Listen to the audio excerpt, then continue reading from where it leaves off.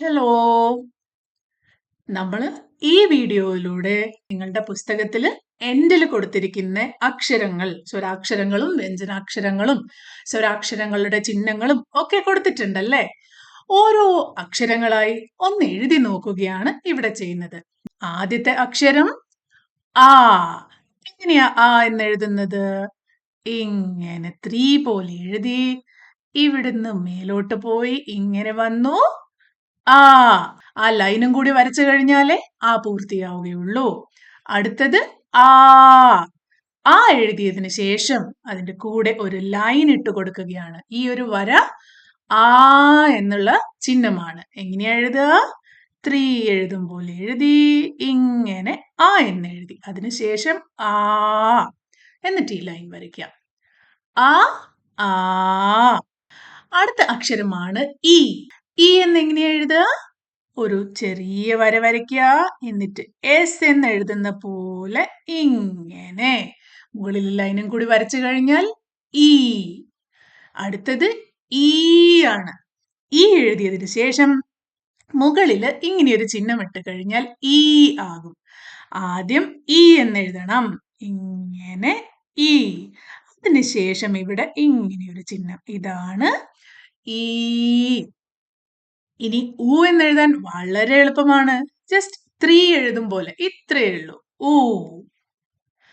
ഊ എഴുതിയതിന് ശേഷം അതിന്റെ കൂടെ ഇങ്ങനെ ഇട്ട് കഴിഞ്ഞാൽ അത് ഊ എന്നാണ് വായിക്കുക. ആ ആ ഇ ഈ ഉ ഊ. അടുത്ത അക്ഷരം ഏതാണ്? റ്. ഹിന്ദിയിൽ അതിനെ റീ എന്നാണ് പറയാ. എങ്ങനെ എഴുതുക? ഒരു ലൈൻ വരയ്ക്കുക. എന്നിട്ട് ഇങ്ങനെ അതിനുശേഷം ഇങ്ങനെയാണ് റീ എന്ന് എഴുതുന്നത്. റീ. അതിനുശേഷം എ ആണ്. എ എന്ന് എഴുതാൻ ഇങ്ങനെ തുടങ്ങി ഇങ്ങനെ പോയതിനു ശേഷം ഒരു ലൈൻ ഇവിടെ എ. മലയാളത്തിൽ എ എ ഐ എന്നുണ്ട്. പക്ഷെ ഹിന്ദിയിൽ എ എ ഐ ഇല്ല. എ കഴിഞ്ഞിട്ട് നേരെ ഐ ആണ്. ഐ. എ എന്നെഴുതും പോലെ ഇങ്ങനെ ചെയ്യാ. ഈ ലൈൻ വരയ്ക്കുക. അതിനുശേഷം ഇങ്ങനെ. ഇതാണ് എ. ഐ. ഇനി അടുത്തത് ഓ ഓ ഔ ഇല്ല. ഓ ഔ അത്രയേ ഉള്ളൂ. ഏതൊക്കെയാണത്? എങ്ങനെയാണ് അത് എഴുതുക? നമുക്ക് ആദ്യം തന്നെ ആ എന്ന് എഴുതാൻ അറിയാമല്ലേ? ആ എന്നെഴുതിയതിന് ശേഷം ഒരു ലൈൻ വരച്ച് ഇങ്ങനെയാണ് ഓ എന്നെഴുതുന്നത്. ഇനി ഔ അതേപോലെ ആ എന്നെഴുതി ഒരു ലൈൻ വരച്ചതിന് ശേഷം ഇവിടെ 2 ഇങ്ങനെയുള്ള ചരിഞ്ഞ വര. ഇതാണ് ഔ. ഏതൊക്കെ അക്ഷരങ്ങൾ എഴുതി? ആ ആ ഇ ഈ ഉ ഊ റി എ ഐ ഓ ഔ. മലയാളത്തിലെത്തതുപോലെ തന്നെ ആ ഇവിടെയും ഉണ്ട്. അത് എളുപ്പമാണ്. ആ എന്നെഴുതുക. മുകളിൽ ഒരു കുത്തിട്ട് കഴിഞ്ഞാൽ ആ ആണെങ്കിലോ ആ എഴുതി സൈഡിൽ 2 കുത്ത് ആ. അപ്പോ ഹിന്ദി പഠിക്കാൻ മലയാള അക്ഷരങ്ങൾ പഠിക്കുന്നതിനേക്കാളും കൂടുതൽ എളുപ്പമാണ്. കാരണം നമുക്ക് കുറച്ച് അക്ഷരങ്ങളേ ഉള്ളൂ. ഇതിൽ കൂടുതലും ആ എന്ന ഒരു അക്ഷരം പഠിച്ചാൽ ഇതിൽ കുറേ അക്ഷരങ്ങൾ നമുക്ക് എഴുതാൻ പറ്റും. ഫോർ എക്സാമ്പിൾ ആ ആ. പിന്നെ ഓ ഔ ആ. ഇപ്പൊ തന്നെ 6 അക്ഷരങ്ങൾ പഠിച്ചില്ലേ? ഇനി നമുക്ക് പഠിക്കേണ്ടത് 2 ഒരുപോലെയുള്ള അക്ഷരങ്ങളാണ്. ഈയും ഈയും ഒരുപോലെയാണ്. ഉ ഊ പിന്നെ എ ഐ. റീ മാത്രമാണ് കുറച്ച് ഡിഫറെന്റ് ആയിട്ടുള്ളത്. ഇനി ഇതിന്റെ സ്വര ചിഹ്നങ്ങൾ, ഈ ഓരോ അക്ഷരങ്ങൾക്കും ചിഹ്നങ്ങൾ ഉണ്ടെന്ന് നിങ്ങൾക്ക് അറിയാമല്ലേ? എങ്ങനെയാണ് എഴുതുക? ആയുടെ ചിഹ്നം. ആ എന്നുള്ളതിന് ചിഹ്നം ഉണ്ടാവില്ല. അത് ആ ക ച ട ത പ. അതിന് വേറെ സ്പെഷ്യൽ ചിഹ്നങ്ങളില്ല. ഇനി ആക്ക് പകരമാണ് ഈ ഒരു ലൈൻ. ഏതൊരു അക്ഷരം എഴുതിയതിന് ശേഷവും അതിന്റെ കൂടെ ഒരു ലൈൻ ഇട്ട് കഴിഞ്ഞാൽ ആ എന്നാവും. ഈ ലൈൻ സെപ്പറേറ്റ് ആയിട്ട് കിടക്കുന്ന, ഇപ്പൊ ഫോർ എക്സാമ്പിൾ ഇങ്ങനെ ക എന്ന് എഴുതിയതിന് ശേഷം വേറെ കിടക്കുന്ന അക്ഷരമല്ല കേട്ടോ. കായുടെ കൂടെ എഴുതി അതിന്റെ മുകളിൽ ഈ വര കംപ്ലീറ്റ് ചെയ്യണം. അപ്പോഴാണ് ഇതിനെ കാ എന്ന് വായിക്കാൻ പറ്റുള്ളൂ. സെപ്പറേറ്റ് ആയിട്ട് ഒരു ലൈൻ ഇട്ടാൽ അതിന്റെ അർത്ഥം എന്താണ്? അത് പൂർണ്ണവിരാമാണ് അല്ലെങ്കിൽ ഫുൾ സ്റ്റോപ്പ് ആണ്.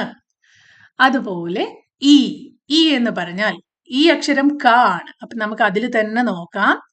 ക എന്ന അക്ഷരം എഴുതിയതിനു ശേഷം ലെഫ്റ്റിലേക്ക് ഇങ്ങനെ ഇട്ട് കഴിഞ്ഞാൽ അത് കീ. ഈ ഒരു ചിഹ്നമാണ് കീ. മലയാളത്തിലാണെങ്കിലോ ഇങ്ങനെയാണ് ഇടുക അല്ലെ, ഈ എന്ന്. ഇത് ലെഫ്റ്റ് സൈഡിൽ ഇടതുവശത്താണ് ഇടുന്നത്. ഇനി ഈയോ ക എന്നെഴുതി ഇതേ ചിഹ്നം ഈ വശത്തിടുകയാണ്. മലയാളത്തിലാണെങ്കിൽ ഇതിപ്പോ കീ എന്നാണ് വായിക്കുക, പക്ഷെ ഹിന്ദിയിൽ ഇത് കീ എന്നാണ് വായിക്കുക. മലയാളത്തിൽ ഇങ്ങനെ എഴുതുന്ന അതേ അക്ഷരമാണിത്, കീ. ഇനി ഊ ഊവിന് ഒരക്ഷരം എഴുതി അതിന്റെ അടിയിൽ ഇങ്ങനെ ഈ സൈഡിലേക്ക് ഇങ്ങനെ ഒരു ചിഹ്നം ഇടണം. ക ആണെങ്കിൽ ക എഴുതി കഴിഞ്ഞിട്ട് അടിയിൽ ഇങ്ങനെ, ഇതാണ് കൂ. മലയാളത്തിലുള്ള ഈ ഒരു ചിഹ്നമില്ലേ, ഇതാണിത്. ഇനി കൂ എന്നെഴുതാനോ ഇവിടെ ഈ സൈഡിലേക്ക് വളച്ചില്ലേ, അതിന് പകരം ഇങ്ങനെ അടിയിൽ ഇങ്ങനെയാണ് കൂ അല്ലെങ്കിൽ ഊ എന്ന ചിഹ്നം വരുന്നത്. ക എന്നെഴുതിയിട്ട് അടിയിൽ ഇങ്ങനെ, അപ്പൊ എന്താ വായിക്കുക, കൂ. മലയാളത്തില് ഇങ്ങനെ വന്ന് ഇങ്ങനെ ഇടുന്ന ഈ ചിഹ്നം തന്നെ, ഊ. ഊ കഴിഞ്ഞിട്ട് ഇനി ഏതാണ്, ഏ. ഒരക്ഷരം എഴുതി മുകളിൽ ഇങ്ങനെ ഒരു ചരിഞ്ഞ വര വരയ്ക്കുകയാണ്, അതാണ് എ. ക ആണെങ്കിലോ ക എഴുതി ഇങ്ങനെ മുകളിൽ ഒരു ചരിഞ്ഞ വര, ഇതിനെ എന്താ വായിക്കുക, കെ. നമ്മുടെ ചിഹ്നം എന്താ, മലയാളത്തില് ഇങ്ങനെയാണല്ലേ. ഇനി കൈ. മലയാളത്തിൽ നമ്മൾ രണ്ട് ഇങ്ങനെ ഇടില്ലേ, ഈ ഒരു ചിഹ്നമാണ് ഇത്. ഇതെങ്ങനെയാ എഴുതുക, ക എന്ന് എഴുതുക, മുകളില് രണ്ട് ലൈൻ, ഒരേ സ്ഥലത്തിൽ നിന്ന് രണ്ട് ലൈനാണ്. ഇനി ഓ. ഓയും ഔവും ഇത് രണ്ടും ഈ ചരിഞ്ഞ ലൈൻ തന്നെയാണ്, പക്ഷേ അതിന്റെ കൂടെ എക്സ്ട്രാ ഒരു ലൈനും കൂടി വരികയാണ്.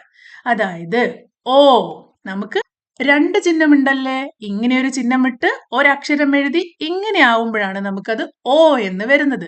അതുപോലെ തന്നെ ക എന്നെഴുതി ഒരു വര വരച്ച് ആ വരയിലാണ് നമ്മൾ ഈ ചിഹ്നം ഇടുന്നത്. ഇപ്പോഴാണത് കോ എന്നായി മാറുന്നത്. അതുപോലെ കൗവോ ക എന്നെഴുതി ഒരു ലൈൻ വരച്ചതിന് ശേഷം ആ ലൈനിൽ നിന്നാണ് രണ്ട് ചരിഞ്ഞ വര വരുന്നത്. ഇപ്പൊ അത് കൗ എന്നായി മാറി. ഇപ്പൊ ചിഹ്നങ്ങൾ പഠിച്ചല്ലോ. ആയുടെ ചിഹ്നം സ്ട്രെയിറ്റ് ലൈൻ, ഈയുടെ ചിഹ്നം ഇടതുവശത്തേക്കും ഈയുടെ ചിഹ്നം വലതുവശത്തേക്കും. ഇനി ഊടെ ചിഹ്നമോ അടിയിൽ ഇങ്ങനെയുള്ള, ഇതാണ് ഊടെ ചിഹ്നം, ഊ ഇങ്ങനെയാണ്. ഇനി എ ഒരു ചരിഞ്ഞ വരയാണ്, ഐ ചരിഞ്ഞ രണ്ട് വരയാണ്. ഓ എന്നുള്ളത് ഒരു സ്ട്രെയിറ്റ് ലൈൻ വരച്ച് അതിന്റെ മുകളിൽ ഒരു ചരിഞ്ഞ വരയാണ്.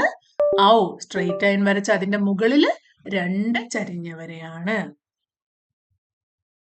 ഇനി വ്യഞ്ജനാക്ഷരങ്ങൾ മലയാളത്തിലുള്ളത് പോലെ തന്നെയാണ്. ഈ അക്ഷരം ക ആണെന്ന് നമ്മളിപ്പോ മനസ്സിലാക്കിയല്ലേ. ഇത് ക, ഇത് ഖ, ഇത് ഗ, ഇത് ഖ. അടുത്ത അക്ഷരം നമ്മൾ മലയാളത്തില് ങ എന്നാണ് വായിക്കുന്നത്, എന്നാൽ ഹിന്ദിയിൽ അതിന് ഇങ്ക ഇങ്ക അങ്ങനെയാണ് പറയാ. ങ തന്നെയാണ് ബേസിക്കലി, പക്ഷെ അവര് പ്രൊനൗൺസ് ചെയ്യുമ്പോൾ ഇങ്ക എന്നായിട്ട് മാറും. ഇതിനെ എങ്ങനെയാ എഴുതുക, ആദ്യത്തെ അക്ഷരം മുകളിൽ നിന്ന് വന്ന് ഇങ്ങനെയാണ് ക എന്ന് എഴുതുന്നത്. ഖായോ മുകളിൽ നിന്ന് ഇങ്ങനെ വന്ന് അതിനുശേഷം ഇങ്ങനെയാണ് ഖ. ഇനി ഗ ഇങ്ങനെ വന്ന് ഇങ്ങനെ, ഈ രണ്ട് ലൈനും കൂടി വരുമ്പോഴാണത് ഗ ആയി മാറുന്നത്. ഇനി ഘ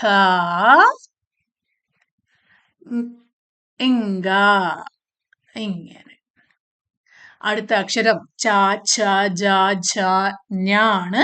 ഇവിടെയോ ച ഛ ജ ഝ ന്യ. ങ എന്നുള്ളതിന് പറയുന്നത് ന്യ എന്നാണ്. എങ്ങനെയാ എഴുതുക, ഇങ്ങനെ വന്നു ഇങ്ങനെ സ്ട്രെയിറ്റ് ലൈൻ ആണ്, ചരിഞ്ഞ വരയല്ല. ഛ എഴുതാൻ ഇങ്ങനെയാണ് ഛ എഴുതുന്നത്. ഇനി ജ ഇങ്ങനെ എഴുതും, ഝ.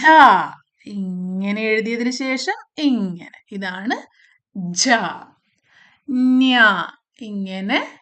ഇതാണ് ஞ. അടുത്തത് ട, ട, ഠ, ഡ, ഠ, ണ. ട. മുകളിൽ നിന്നാണ് സ്റ്റാർട്ട് ചെയ്യേണ്ടത്. ഠ, ഡ,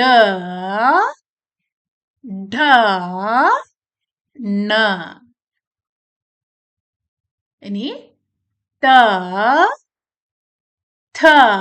ഇതിന് ഈ രണ്ട് ഇതിൽ കൂടി കൂട്ടി ലൈൻ വരയ്ക്കില്ല. എപ്പോഴും അവിടെ ഒരു ഗ്യാപ്പ് ഇട്ട് ഇവിടെ മാത്രമേ ലൈൻ വരയ്ക്കുള്ളൂ.